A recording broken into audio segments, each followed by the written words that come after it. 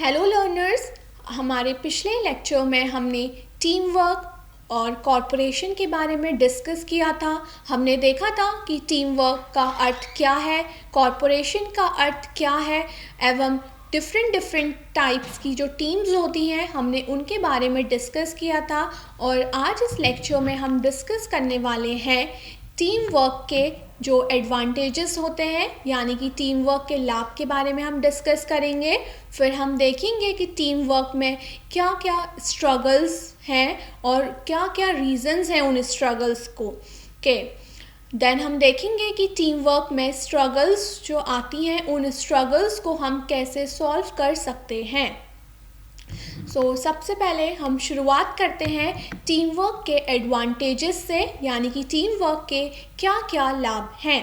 सबसे पहला है एफिशिएंसी में वृद्धि, यानी कि टीम वर्क से वर्क को मेंबर्स के बीच डिवाइड किया जा सकता है, जहां ईच मेंबर अपनी स्ट्रेंथ का लाभ उठाकर अधिक तेजी से और एफिशिएंसी से काम कर सकता है।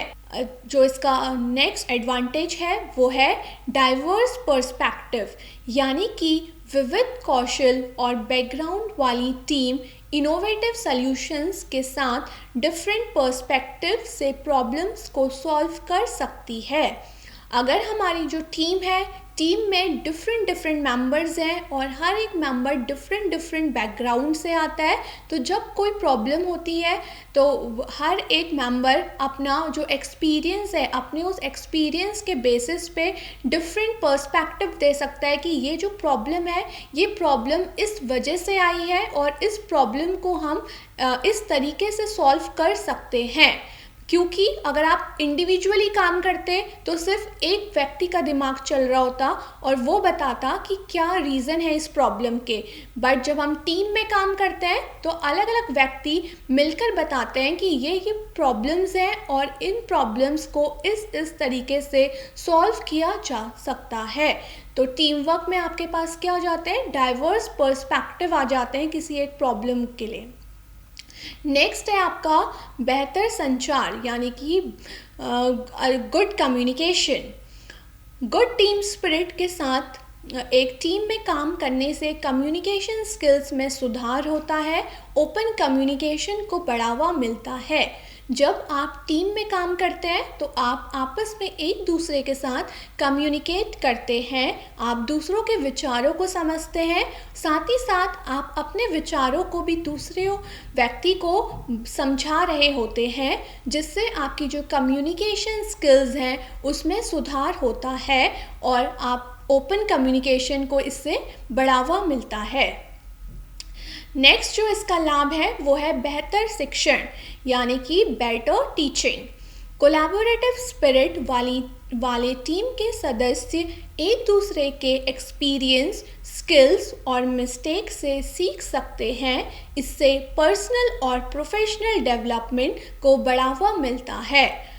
उसी तरीके से जैसे अगर 2 मेंबर्स हैं या फिर 3 मेंबर्स एक टीम में काम कर रहे हैं तो वो मेंबर्स एक दूसरे की गलतियों से भी सीख सकते हैं कि इस मेंबर ने ये गलती की थी तो हमें ये गलती को नहीं दोहराना है। इसीलिए जब आप ग्रुप में काम करते हैं तो वहाँ पे आपको बेटर टीचिंग मिलती है। नेक्स्ट है आपका वो है शेयर्ड रिस्पॉन्सिबिलिटीज़। एक टीम के बेहतर काम करने वाले मेंबर्स को स्ट्रेस को कम करने और बर्नआउट को रोकने से अपने वर्कलोड और रिस्पॉन्सिबिलिटीज़ को शेयर करते हुए देखा जा सकता है। जब भी आप टीम में काम करते हैं तो आपकी जो रिस्पॉन्सिबिलिटीज़ होती हैं वो शेयर्ड होती हैं, जिससे एक इंडिविजुअल अगर उसका वर्कलोड ज़्यादा है तो वो अपना का वर्कलोड दूसरे मेंबर के साथ शेयर कर सकता है, अपनी रिस्पॉन्सिबिलिटीज़ शेयर कर सकता है, जिससे उसका क्या होगा, स्ट्रेस कम होगा, बर्नआउट कम होगा। तो जब भी आप टीम में काम करते हो, रिस्पॉन्सिबिलिटी शेयर करने की वजह से आपका स्ट्रेस लेवल कम होता है और इससे आपका बर्नआउट भी नहीं होगा, आप अच्छे से अपने काम पे फोकस कर पाते हैं। अगर आप इंडिविजुअली उस काम को करेंगे तो हो सकता है कि आपका वर्कलोड बढ़ेगा, जिससे आपका स्ट्रेस लेवल बढ़ेगा, आप टाइम पे काम नहीं कर पाओगे। इसीलिए बेहतर है कि आप कोई भी अगर गोल है, कोई भी आपका कार्य है, आप उसको टीम वर्क में करिए। नेक्स्ट इसका जो लाभ है वो है स्ट्रॉन्ग रिलेशनशिप। कई कार्यों पर कॉर्पोरेट करने से टीम के भीतर ट्रस्ट और हार्मनी बढ़ता है। जब भी आप टीम में काम करते हैं तो साथ में काम करते करते आपके बीच में बेटर कम्युनिकेशन होता है, आपके बीच में स्ट्रॉन्ग रिलेशनशिप्स डेवलप होते हैं, आप एक दूसरे पे ट्रस्ट करते हैं और एक दूसरे के साथ अपनी रिस्पॉन्सिबिलिटी शेयर कर रहे हो, अपनी प्रॉब्लम शेयर कर रहे हो, जिस वजह से आप लोगों के बीच में क्या होगा, स्ट्रॉन्ग रिलेशनशिप डेवलप होगा। यानी कि टीम मेंबर्स क्या करेंगे, एक स्ट्रॉन्ग रिलेशनशिप, एक हेल्दी रिलेशनशिप में काम करेंगे। अगला है आपका increase in motivation. Team work moral और मोटिवेशन को बढ़ाने में हेल्प कर सकता है, जिससे प्रोडक्टिविटी और जॉब में संतुष्टि बढ़ती है। ऑब्वियस सी बात है, जब आप टीम में काम करते हैं आपको क्या होता है, आपका मोटिवेशन बढ़ता है। आपका जो मोटिवेशन, अगर हर एक इंडिविजुअल मोटिवेटेड रहेगा तो ऑटोमेटिकली उसकी जो प्रोडक्टिविटी है वो इंक्रीज़ होगी। प्रोडक्टिविटी इंक्रीज़ होगी तो ऑर्गेनाइजेशन के लिए भी ये बेहतर है और इंडिविजुअल के लिए भी बेहतर है कि उसे स्ट्रेस नहीं होगा और वो अच्छे से अपने काम पे फोकस कर पाएगा। अब हम देखते हैं टीम वर्क में स्ट्रगल्स के कारण, यानी कि टीम वर्क में क्या क्या प्रॉब्लम्स फेस कर सकता है एक टीम लीडर्स। सबसे पहला है खराब संचार। मिसअंडरस्टैंडिंग या लैक ऑफ क्लैरिटी से भ्रम, एरर्स और डिले हो सकती है। इम्पॉर्टेंट इन्फॉर्मेशन सभी के साथ शेयर नहीं की जा सकती, जिससे एग्जीक्यूशन में डिले हो सकता है। जब सभी लोग साथ में काम करते हैं, टीम में काम करते हैं, तो उनके बीच में मिसअंडरस्टैंडिंग हो जाती है कई बार, और इस मिसअंडरस्टैंडिंग की वजह से आप इन्फॉर्मेशन आगे पास नहीं करते हो। कोई इम्पॉर्टेंट इन्फॉर्मेशन है सो वो क्या हो जाएगी, वहीं पे स्टॉप हो जाएगी, आप उसे पास नहीं करेंगे, तो जिसके वजह से एग्जीक्यूशन में डिले हो सकता है और हमारा जो काम है हम उसे टाइम पे पूरा नहीं कर पाते हैं। नेक्स्ट इसमें जो हम प्रॉब्लम फेस करते हैं वो है ट्रस्ट की कमी। ट्रस्ट के बिना टीम के मेंबर थॉट शेयर करने या जिम्मेदारी लेने में संकोच कर सकते हैं। इससे डर, डिफेंसिव बिहेवियर और लेस कॉर्पोरेशन होता है। अगर टीम मेंबर्स, हमने देखा था कि जो इम्पॉर्टेंट एलिमेंट है किसी भी टीम का वो है ट्रस्ट। अगर टीम मेंबर्स के बीच में ट्रस्ट नहीं है तो ऑब्वियसली वहाँ पे जो मेंबर्स हैं उन्हें प्रॉब्लम्स फेस करनी पड़ेगी और ऑटोमेटिकली जो टीम है वो सफ़र करेगी। नेक्स्ट है हमारा जो प्रॉब्लम ये फेस करते हैं वो है परस्पर विरोधी व्यक्तित्व, यानी कि डिफरेंट वर्किंग स्टाइल्स टेम्परामेंट और स्ट्रेस पैदा कर सकते हैं। पर्सनालिटी क्लैश से बहस हो सकती है और टीम में हार्मनी कम हो सकती है। तो अब जब इंडिविजुअल साथ में काम करते हैं एज अ टीम, हर एक व्यक्ति का डिफरेंट वर्किंग स्टाइल है, उनके बीच में पर्सनालिटी क्लैशेस हो सकते हैं, और अगर पर्सनालिटी क्लैशेस हो रहे हैं, आपके बीच में फाइट्स हो रही हैं, डिस्प्यूट्स हो रही हैं, तो ऑटोमेटिकली जो टीम वर्क है वो अफेक्ट होगा और टीम में जो हार्मनी है वो क्या हो जाएगी, कम हो जाएगी। अगला है आपका अनइक्वल पार्टिसिपेशन, यानी कि कुछ सदस्य चर्चा पर हावी हो सकते हैं जबकि अन्य इनएक्टिव रहते हैं। अनइवन वर्कलोड से नाराज़गी और जलन हो सकती है, यानी कि जब भी एक टीम लीडर वर्क को डिस्ट्रीब्यूट कर रहा है तो उसे ध्यान में रखना है कि हर एक टीम मेंबर को इक्वल वर्क दिया जाए, क्योंकि अगर आपस में टीम मेंबर्स के बीच में वर्कलोड नहीं इक्वल होगा तो उनके बीच में क्या होगी, जेलसी होगी, वो एक दूसरे से नाराज़ रहेंगे और इससे हमारा जो टीम वर्क है वो अफेक्ट होगा। नेक्स्ट है बैड लीडरशिप, यानी कि खराब नेतृत्व। इनफेक्टिव लीडर टीम का गाइडेंस करने, डिसीजन लेने या इश्यूज रिजॉल्व करने में फेल रहते हैं। गाइडेंस और मोटिवेशन की कमी टीम की परफॉर्मेंस को कमज़ोर कर देती है। सो अगर आपकी लीडरशिप स्ट्रॉन्ग नहीं है, आपने अपनी टीम के लिए एक स्ट्रॉन्ग लीडर आइडेंटिफाई नहीं करा है, तो वो भी आपके लिए क्या एक प्रॉब्लम क्रिएट कर सकता है। नेक्स्ट है आपका अनक्लियर गोल्स और रोल्स, यदि टीम के सदस्य अपने कार्यों या उद्देश्यों को नहीं समझते हैं तो कन्फ्यूज़न की स्थिति पैदा होती है। इससे डुप्लीकेशन ऑफ एफर्ट्स होता है या रिस्पॉन्सिबिलिटी छूट जाती है।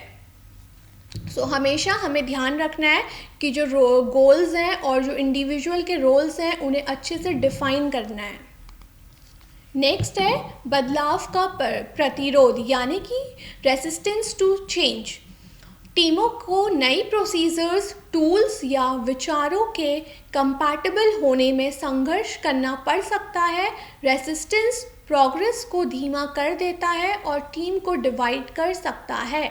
जब भी इंडिविजुअल्स टीम में काम कर रहे हैं तो उन्हें हमेशा फ्लेक्सिबल होना है। अगर कोई भी चेंजेस आ रहे हैं, कोई भी बदलाव आ रहा है तो उस बदलाव का प्रतिरोध नहीं करना है। नेक्स्ट है हमारा लैक ऑफ अकाउंटेबिलिटी, यानी कि जब लोग अपने काम की जिम्मेदारी नहीं लेते हैं तो डेडलाइन मिस हो जाती है। टीम के मेंबर्स एक दूसरे को ब्लेम करने लगते हैं कि मैंने ये तो अपना काम कर दिया था बट अगले मेंबर ने अपना काम नहीं करा, तो जो गलती है वो अगले व्यक्ति की है। इस तरीके से वो क्या करते हैं, ब्लेम शिफ्टिंग करते हैं, जो सही नहीं है। अगला है आपका इनइफेक्टिव कॉन्फ्लिक्ट रिजोल्यूशन। यदि कॉन्फ्लिक्ट को इग्नोर किया जाता है या ख़राब तरीके से संभाला जाता है तो वो बढ़ते हैं। लंबे समय तक चलने वाले कॉन्फ्लिक्ट्स रिश्तों को नुकसान पहुंचाते हैं और कॉरपोरेशन को कम कर देते हैं।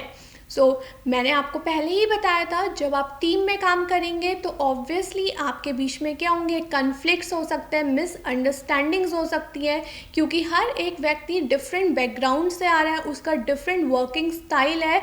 आपको क्या करना है एज अ लीडर, जब भी कॉन्फ्लिक्ट्स हो रही हैं उन कॉन्फ्लिक्ट्स को इग्नोर नहीं करना है। अगर कोई कॉन्फ्लिक्ट हो रहा है तो उस कॉन्फ्लिक्ट को रिजॉल्व करना है, अदरवाइज जो कॉन्फ्लिक्ट है वो आगे और इंक्रीज होते जाएंगे। अगला है आपका कल्चरल या फिर लैंग्वेज बाधाएं। डिफरेंट टीम्स में लैंग्वेज, कल्चरल नॉर्म्स में अंतर मिसअंडरस्टैंडिंग का कारण बन सकता है।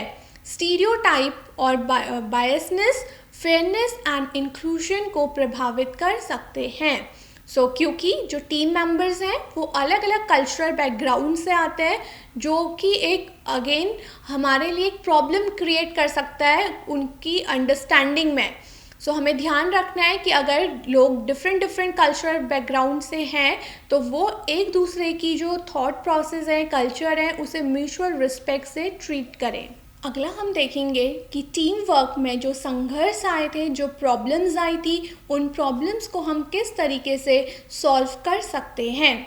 सबसे पहले सहयोग के लिए क्लियर टीम ऑब्जेक्टिव्स और गोल फिक्स करें। टीम सहयोग के लिए ऑब्जेक्टिव्स एंड गोल को के एक स्पेशलाइज्ड सेट की आवश्यकता होती है। सहयोग के लिए लक्ष्य और उद्देश्य पहले से ही मौजूद हैं। टीम लीडर को इससे कम्युनिकेट करना चाहिए क्लियर तरीके से। अगला है हमारा इफ़ेक्टिव कम्युनिकेशन। टीम के भीतर ओपन एंड ट्रांसपेरेंट कम्युनिकेशन को बढ़ावा दें। ऐसे माहौल को बढ़ावा दें जहां टीम के सदस्य अपने थॉट्स और प्रॉब्लम्स को शेयर करने में कंफर्टेबल महसूस करें। मल्टीपल कम्युनिकेशन चैनल्स जैसे कि वीडियो कॉल्स, मैसेजेस का भी यूज़ किया जा सकता है। अगला है हमारा कॉन्फ्लिक्ट्स को दूर करें। टीम लीडर और कंपनी प्रबंधन को यह इंश्योर करने की आवश्यकता है कि टीम के भीतर कॉन्फ्लिक्ट्स को दूर करने के लिए सही रास्ते और डिसीजन चेन्स सेटअप की गई हैं। ये बाधाएं technology issues, inter employ relations, delivery के समय पर गलतफहमी एवं ट्रांसपेरेंसी की कमी, टीम के भीतर अनक्लियर और ओवरलैपिंग रोल्स एंड रिस्पॉन्सिबिलिटीज़ आदि से उत्पन्न हो सकती हैं। जो लीडर है टीम का, उसे मेक श्योर करना है कि जो भी कॉन्फ्लिक्ट्स हो रहे हैं उन कॉन्फ्लिक्ट्स को इग्नोर ना किया जाए और उन कॉन्फ्लिक्ट्स को टाइमली रिजॉल्व करें। नेक्स्ट है हमारा कोलैबोरेशन प्रोसेस और प्रोटोकॉल सेट करें। टीम कॉर्पोरेशन के लिए प्रत्येक सदस्य को अपने साथियों और नेताओं के साथ कम्युनिकेट करते समय प्रोसीजर और प्रोटोकॉल के एक सेट का पालन करना आवश्यक है। यह बड़ी कंपनी के कल्चर के लिए हाईली सब्जेक्टिव है। उदाहरण के लिए कई कंपनी बैठकों में कैजुअल इंसल्टिंग वर्ड्स के किसी भी प्रयोग को सख्ती से मना कर सकती है या नहीं भी कर सकती है। डेटा पर चर्चा करते समय स्क्रीन शेयर करने की आवश्यकता हो सकती है या टीम के सदस्यों को अपने कार्य शेड्यूल को सिंक करने के लिए टिपिकल लॉगिन करते समय की आवश्यकता हो सकती है। अगला है हमारा टीम सहयोग के निर्णय लेते समय टीम के सदस्यों को शामिल करें। कॉर्पोरेशन और स्ट्रीमलाइन करने के उद्देश्य से प्रोसीजर्स पर निर्णय लेते समय प्रत्येक टीम के सदस्य को टेबल पर एक सीट देना हमेशा इम्पॉर्टेंट होता है। यह समझ में आता है कि कुछ निर्णय मैनेजमेंट और टीम लीडर्स द्वारा वन साइडेड लिए जाने हैं। हालांकि फाइनल डिसीजन लेने से पहले प्रॉब्लम्स को सॉल्व करने और एस्टिमेटेड ऑड्स को सुनना महत्वपूर्ण है। जब भी जो हमारे टीम के लीडर्स हैं वो कोई इम्पॉर्टेंट डिसीज़न लेने वाले हैं तो उन्हें टीम के मेंबर्स के जो थॉट्स हैं उन्हें भी सुनना चाहिए, उन्हें भी इम्पोर्टेंस देनी चाहिए। अगला है हमारा टीम सहयोग सॉफ्टवेयर और टूल्स का उपयोग करें, जैसे कि टीम सहयोग सॉफ्टवेयर जैसे कि idea scale white board team के सदस्यों के बीच विजुअल कोलैबोरेशन को कैपेबल बनाता है। इस तरह के टूल्स का यूज़ डिस्कशंस, ब्रेनस्टॉर्मिंग और टास्क शेयरिंग में आदि के लिए किया जा सकता है। टीम मैनेजमेंट टूल्स मेंबर्स के बीच इफ़ेक्टिव कम्युनिकेशन को इंक्रीज करते हैं। नेक्स्ट है टीम के लिए सही टेक्नोलॉजी स्टैक लागू करें। आजकल टेक्नोलॉजी इनेबलर्स किसी भी कंपनी के कार्य के लिए फाउंडेशन हैं। इस टेक्नोलॉजी स्टैक में अलग अलग कार्यों पर काम करने वाले टीम के सदस्यों की नीड्स को इन्वॉल्व करने की आवश्यकता है, क्योंकि प्रत्येक कार्य के लिए अपने स्वयं के सॉफ्टवेयर उपकरण की आवश्यकता हो सकती है। अक्सर बेहतर सहयोग के लिए इन उपकरणों को एक दूसरे के साथ इंटीग्रेट की नीड हो सकती है। अगला है हमारा सही प्रकार के एम्प्लॉय इंगेजमेंट सेशंस ऑर्गेनाइज करें। डिफरेंट एम्प्लॉय इंगेजमेंट ग्रुप्स की गतिविधियों पर अलग अलग तरीके से रिएक्शन दे सकते हैं। कुछ समूह डिबेट सेशन में बेहतर परफॉर्मेंस दे सकते हैं, जबकि कुछ गेमिंग सेशंस में शामिल होना चाहते हैं। इंगेजमेंट सेशन ऑर्गेनाइज करने से पहले मेंबर्स के पर्सोना और प्रायोरिटीज़ को समझना महत्वपूर्ण है। ये शस्त्र टीम के बेहतर और साथ ही क्रॉस टीम या यहाँ तक कि टीम वाइड भी हो सकते हैं। अगला है हमारा personal and team recognition ensure करें। टीम सहयोग टीम के लिए जनरल गोल्स की प्राप्ति को इजी बनाएगा। प्रत्येक कर्मचारी के पास अपने स्वयं के इंडिविजुअल मैट्रिक्स होने चाहिए।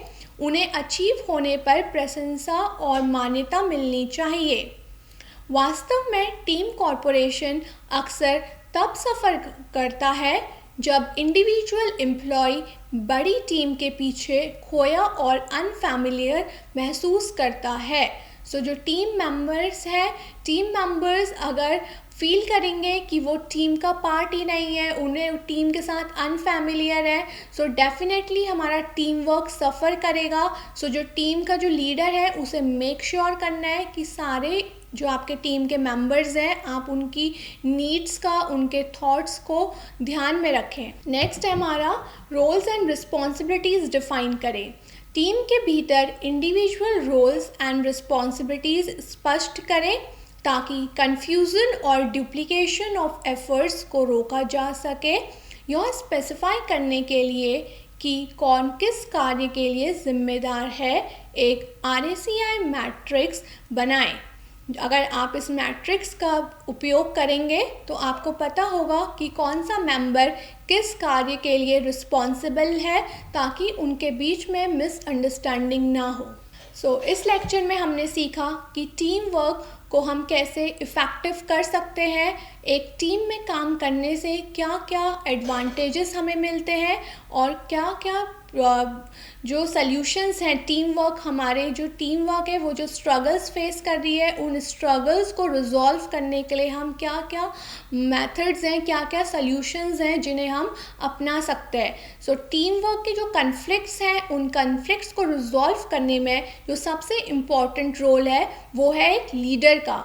अगर लीडर अपने रोल्स, रिस्पॉन्सिबिलिटीज़, अपनी लीडरशिप को अच्छे से समझेगा, साथ ही सभी टीम मेंबर्स को भी उनकी रोल्स और रिस्पॉन्सिबिलिटीज़ अच्छे से डिफ़ाइन करेगा, उन्हें ग्रुप के साथ फैमिलियर फील करवाएगा, उनकी पर्सनल नीड्स और उनके जो पर्सनल ऑब्जेक्टिव्स हैं उन पे भी ध्यान देगा, तो जो टीम मेंबर्स हैं उनके बीच में आपस में कन्फ्लिक्ट्स नहीं होंगी, मिसअंडरस्टैंडिंग्स नहीं होंगी, एक अच्छा कम्युनिकेशन होगा, क्लैरिटी होगी और एक अच्छा रिलेशनशिप बिल्ड हो सकता है। एक टीम लीडर को ध्यान रखना है कि वो अच्छे से अपनी रिस्पॉन्सिबिलिटीज़ को फुलफ़िल करे, ताकि जो टीम है वो अपना ऑब्जेक्टिव अचीव कर सके। धन्यवाद।